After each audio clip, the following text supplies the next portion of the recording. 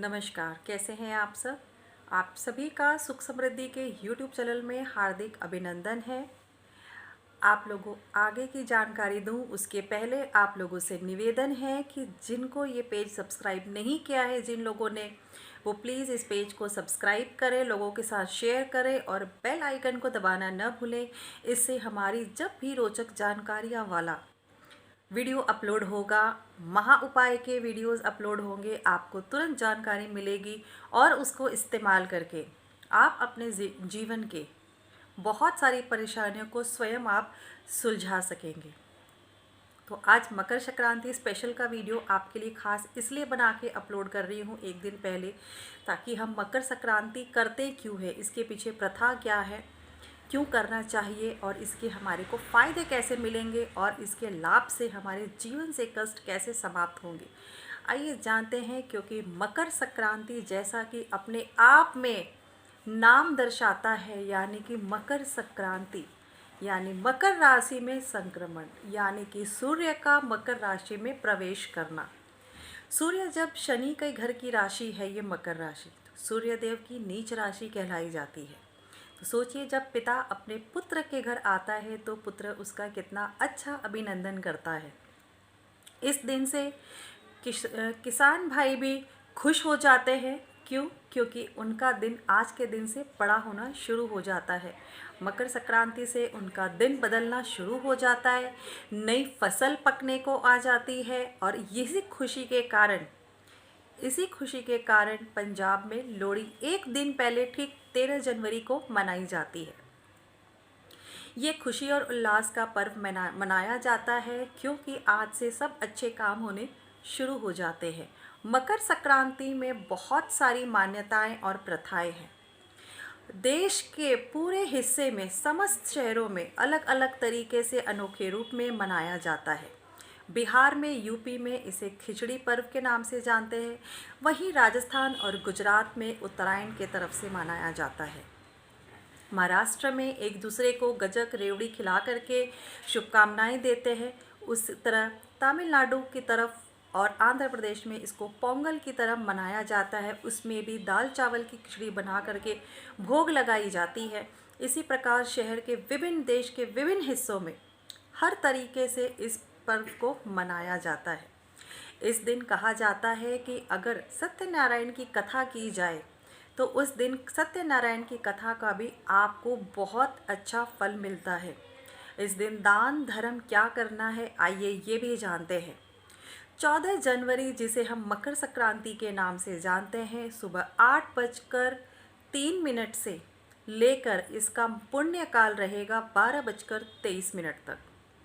महापुण्यकाल रहेगा 8:03 से 10:23 तक। और जो जाप की विधि रहेगी वो 8:05 से लेके 8:27 तक। जो हमारे विशेष कहते हैं ना फॉलोअर्स हैं, शुभचिंतक हैं, जिनको विदेश में रहते हैं और वो कुछ भी उपाय नहीं कर सकते, क्योंकि वहाँ पे बहुत सारी चीज़ें रेस्ट्रिक्टेड रहती है, डिफ़िकल्टी होती है चीज़ों को अरेंज करना, ढूंढना, फिर वैसे दान करना, बहुत रेस्ट्रिक्शंस है वहाँ। वो ये कर सकते हैं कि इंटरनेट के माध्यम से सूर्य देव की तस्वीर निकालें, उनका तिलक करें, उनके आगे दीपक जलाएं और ओम गृणी सूर्याय नमः की कम से कम 1 माला करें, और अधिक कर सकते हैं तो 11 माला अवश्य करें। क्योंकि सूर्य देव को सरकारी कामों का गुरु माना जाता है, तो सरकारी काम भी काफ़ी जिनके रुके हुए हैं वो बनने शुरू हो जाएंगे। इस दिन ये भी माना जाता है क्योंकि इस साल जो ये दिन है अद्भुत संयोग लेके आ रहा है। अद्भुत संयोग क्या है उस दिन? 5 ग्रह आपके बहुत सुंदर तरीके से मिल रहे हैं।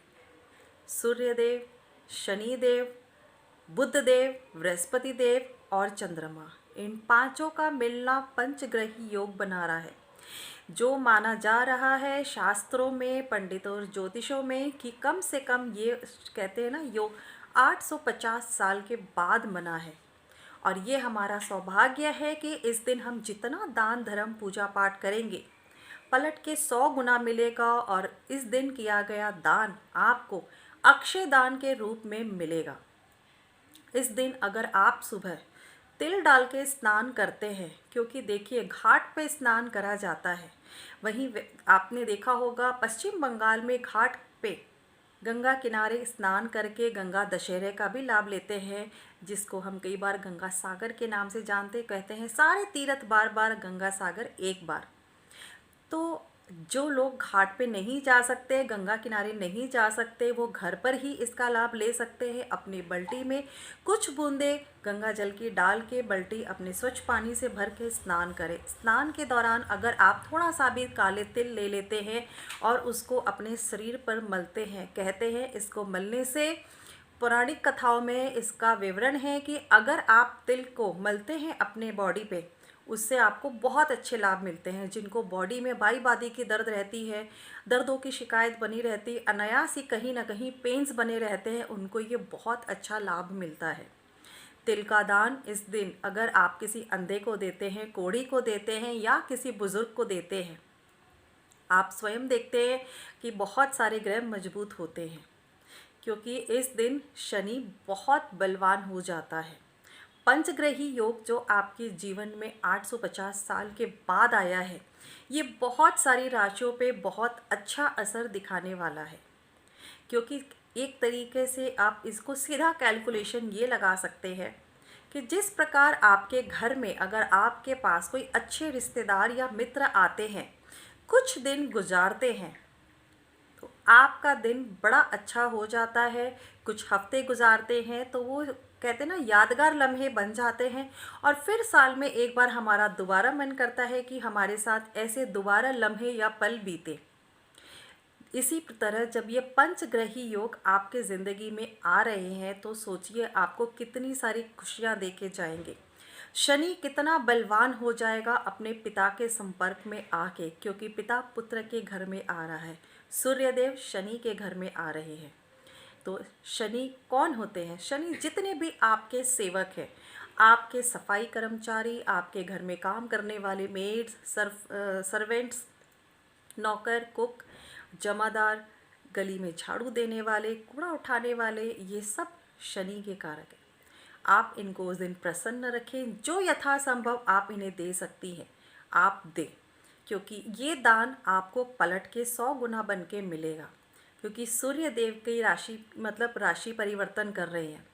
वो हर महीने में एक बार, यूँ तो 14 संक्रांत होती है, 12 संक्रांतों में से परिवर्तन 12 संक्रांत होती है, लेकिन 4 का विशेष मंथन किया गया है, मेष, कर्क, तुला और मकर। यकीनन इस मकर राशि में जब जैसे ही सूर्य देव प्रवेश कर रहे हैं, कितना कुछ देंगे, क्योंकि सूर्य देव लेते कभी भी नहीं है, हमेशा देने के लिए कहे गए हैं। इस दिन से जब उत्तरायण कहा जाता है, क्योंकि ये उत्तर दिशा की तरफ यात्रा करते हैं। बहुत कम लोगों को ये पता है कि पृथ्वी सूर्य का एक चक्कर 365 दिन में यानी कि 1 सौर वर्ष में लगाती है। ये है एक साइंटिफिक रीज़न। लेकिन अगर हम अपनी पौराणिक गणनाओं को देखें तो देवता का एक दिन 1 वर्ष के बराबर है। तो देवताओं का दिन पहला शुरू होता है एक दिन। जिस तरह हमारे एक दिन में 12 घंटे दिन के होते हैं, 12 घंटे रात के होते हैं, उसी प्रकार देवताओं के लिए 6 महीने उत्तरायण होता है, 6 महीने दक्षिणायन होता है। सूर्य देव को नमस्कार करते हुए, वो भगवान से आज्ञा लेते हुए देवताओं का ये पहला दिन होता है। और जैसे ही ये पहला दिन होता है, संक्रांत के बाद से सारे शुभ मांगलिक कार्यक्रम शुरू हो जाते हैं। इस दिन के बाद से आपकी विवाह, शुभ मुहूर्त, मुंडन, जनेऊ, इस तरह के मांगलिक कार्यक्रम प्रारंभ हो जाते हैं। खर मास की समाप्ति होती है, जिसे हम मल मास के रूप से भी जानते हैं।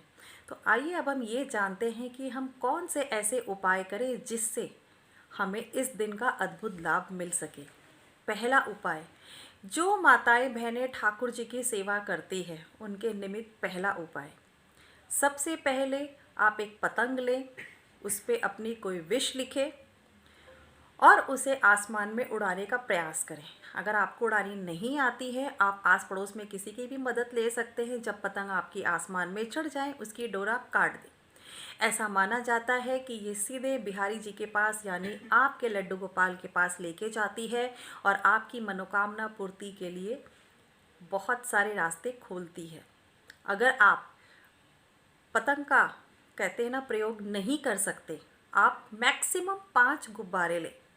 गैस बलून वाले, मुंह से फुलाने वाले नहीं, गुब्बारे ले, किसी कलर के भी हो सकते हैं, लेकिन उसके ऊपर हैप्पी बर्थडे या इस तरह का कुछ भी ना लिखा हो, बिल्कुल प्लेन हो। कई कलर्स के हो सकते हैं, किसी भी शेप के हो, उससे नहीं मतलब है। उस पर आप मार्कर से या स्केच पेन से लिख ले अपनी कोई भी विशेस, कोई भी 5 विशेस मन में लिख ले, मन में सोच के उन पे लिख दे और उन गुब्बारों को छत पे जाके हवा से छुड़ा दे। छत पे नहीं जा सकते हैं, ग्राउंड फ्लोर से, जहाँ से भी आपको कन्वीनियंट लगता है आप उन्हें आसमान में छोड़ दें। ये हुआ पहला उपाय आपके विशेष को अपने इष्ट तक पहुँचाने का। दूसरा उपाय, बृहस्पतिवार यानी 14 जनवरी के दिन मंदिर में जाके थोड़ी सी साफ सफाई जरूर करें। मंदिर आपके घर का मंदिर नहीं, आपके आसपास जो भी भवन निर्मित किया गया है मंदिर से, मंदिर में जाके आप सेवा दें, थोड़ी सफाई करें। इससे देखेंगे कि बृहस्पति देव कितना मजबूत होते हैं, सूर्यदेव कैसी कृपा करते हैं और कितने रुके हुए काम आपके खुल जाते हैं और वो बिगड़ने से बच जाते हैं। तीसरा उपाय, इस दिन अगर शिवालय में जाके घी से शिव जी का अभिषेक किया जाता है, कहा जाता है कि इससे माँ लक्ष्मी की विशेष प्राप्ति होती है, वो और हमेशा के लिए स्थायी रूप से आपके घर में स्थान लेती है। जब आप घी का, शुद्ध देसी घी के, गाय का मतलब दूध शुद्ध गाय के देसी घी का अभिषेक करते हैं, तो सामने बैठ के उनके वहाँ एक दीपक भी देसी घी का प्रज्वलित अवश्य करें। इसके बहुत सारे फ़ायदे हैं और सबसे अच्छा फ़ायदा, अगर आप टच के बहुत सारे शत्रु बन गए हैं, रिश्तों में खटास आ गई है, या यूँ कह लीजिए कि आप कई वर्षों से एक तरफ का प्रयास तो कर रहे थे किसी को मनाने का, लेकिन दूसरी तरफ का प्रयास आपका विफल हो रहा था, या यूँ कह लीजिए आपका मनमुटाव इतना था कि आपका कोई काम बन नहीं रहा था, रिश्तों की खटास मिटानी है, शत्रुओं को मिटाना है, तो इसके लिए बहुत ही अद्भुत लाभ है। क्योंकि इस दिन आपको खिचड़ी का दान बहुत अच्छा माना गया है, क्योंकि दाल, चावल और काली उड़द इसमें मिक्स करके खिचड़ी बनाए। थोड़ी सी अधकच्ची खिचड़ी रहेगी, पूरी पका लें उसको।